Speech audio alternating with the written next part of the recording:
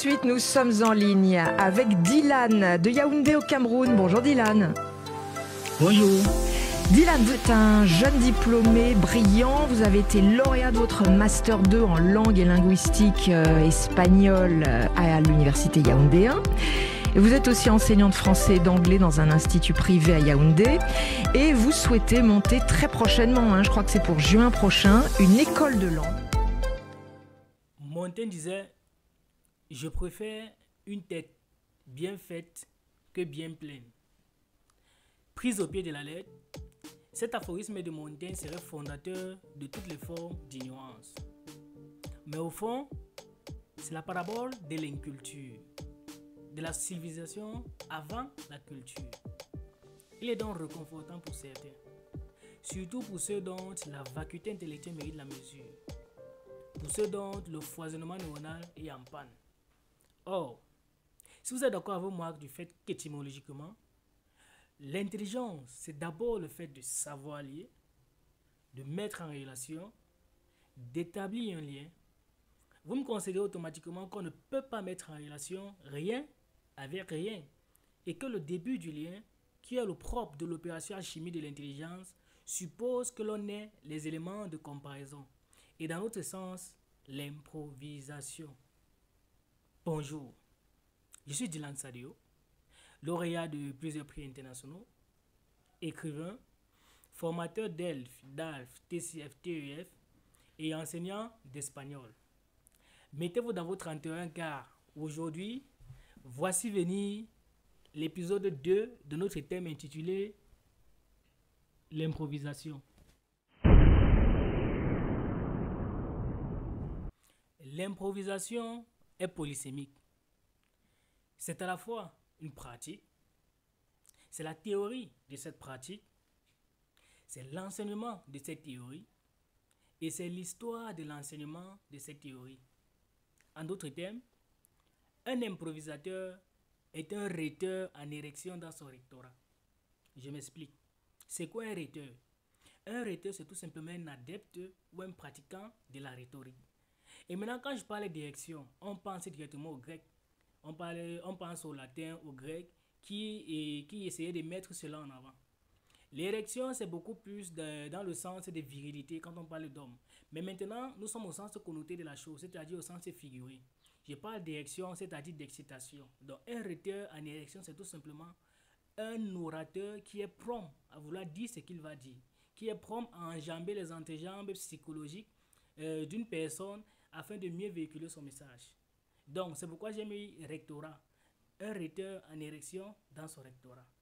Et de là, je vais donc faire la différence entre la rhétorique et l'éloquence. La rhétorique, c'est la discipline, c'est-à-dire c'est la discipline de l'éloquence, donc sa théorie. Alors que l'éloquence en elle-même, elle est pratique. Quand on a fini de dire ce que l'on vient de dire, on peut donc croquer un morceau d'eau, esquisser un sourire melliflueux, oseillettes, rose bonbon, et puis passer à la prochaine étape. Que faut-il pour improviser? Pour improviser, premièrement, il faut maîtriser la genèse et l'exégèse de ce que l'on veut dire. Quand je parle de genèse, je parle beaucoup plus de l'origine du mot, puisqu'il s'agit ici là du mot. Et quand je parle d'exégèse, je parle de l'évolution conceptuelle jusqu'à l'heure actuelle. Voilà. Donc, le mot est cette puissance chimique capable d'opérer sur le corps de puissantes altérations. Le mot peut trôner et détrôner. Le mot va même jusqu'à créer la personnalité. Et en parlant même de cela, on peut rentrer directement dans la genèse que je viens de dire.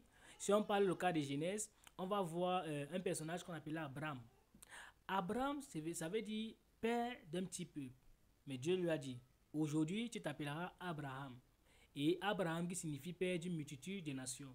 Et la prise de conscience de cette réalité a fait en sorte qu'il puisse accomplir l'œuvre à laquelle il était appelé à faire.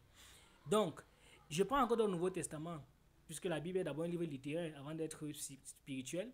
Il y a un personnage qu'on appelait Simon. Simon qui veut dire sable. Donc maintenant, on lui a dit, à partir d'aujourd'hui, ce sera pierre. Et sur cette pierre, je bâtirai mon église. La prise de conscience de ces réalités a fait en sorte qu'en une journée, il y a eu 3000 repentis. Maintenant, partant dans le sens émotionnel ou sentimental. Il faut que la femme puisse dire, oui, je veux bien être avec toi pour que la relation débute. Vous voyez à quel point le mot a une puissance. Donc maintenant, revenons à nos mots étons. Puisqu'on parle de l'éloquence, puisqu'on parle de comment véhiculer le mot, comment véhiculer ce que l'on veut dire. Donc, je prends donc cette fois-ci, puisque je suis camerounais, mais je ne suis pas bagandais, mais je vais prendre un exemple. Si je suis en train de prononcer un discours et que je me rends compte qu'il y a beaucoup de bagandais, beaucoup de gars de l'Ouest, et que je veux véhiculer un message, le fait de prendre l'exemple sur leur réalité fait en sorte que je puisse mieux être considéré par eux et mieux captiver l'attention. Donc, on est en train de parler du mot. J'ai constaté, j'ai remarqué que le mot baganté, quand on regarde sa genèse et son exégèse, vous allez constater que baganté vient de bagante. C'est comme ça qu'on prononce cela à leur dialecte. Bagante qui veut dire on a refusé. Et dans ce sens, on a refusé l'esclavage. Donc vous voyez que ces informations aussi est réellement important. Là, c'était la première étape. Deuxièmement, qu'est-ce qu'il faut pour improviser? La deuxième des choses, c'est de travailler son style. Quand je parle de travailler son style, je ne parle pas que du physique, parce que le physique est aussi important. Ça nous permet d'être conscient de ce que l'on veut dire, d'être confiant aussi sur ce que l'on veut dire et sur la manière dont on veut véhiculer ce que l'on veut dire. Donc, j'ai parlé de travailler son style. Je parle surtout de la façon de parler. L'orateur doit mêler dans son discours, il doit enjamber son discours des rimes, des rythmes, des césures. Et quand je parle des rythmes, je parle même de paronomases. Donc, improviser sans utiliser ou alors sans faire des rimes, c'est un peu comme une femme qui a des longs ongles, qui a des ongles d'une longueur vraiment frappante, mais qui prétend quand même être propre. C'est bizarre, sinon comment elle fait sa toilette? Donc, vous allez me le dire en commentaire. Voilà. L'autre chose à savoir, c'est le silence. Et il y a une éloquence du silence. Le silence, la mise en évidence de ce que l'on vient de dire, ou alors le prolongement de l'émotion dont on a fait naître. Pour tous ceux qui veulent être réellement improvisateurs, je vous invite à découvrir le bonheur du silence. C'est ce qu'en rhétorique on appelle l'aposiopèse. C'est ce qu'en littérature on appelle la ponctuation. Les 3 points de suspension. Les points de suspension, autant pour moi. Ces 3 petits points de ces lignes. La chose qui ne dit pas et qui, parce qu'elle ne dit pas, véhicule mieux le message. Et aussi, Cordiac disait, l'art de bien penser se résume à parler. Et puisqu'il s'agit d'improvisation, vous attendez certainement de moi que j'improvise en parlant, donc je parle en improvisant. Et du coup, je vais...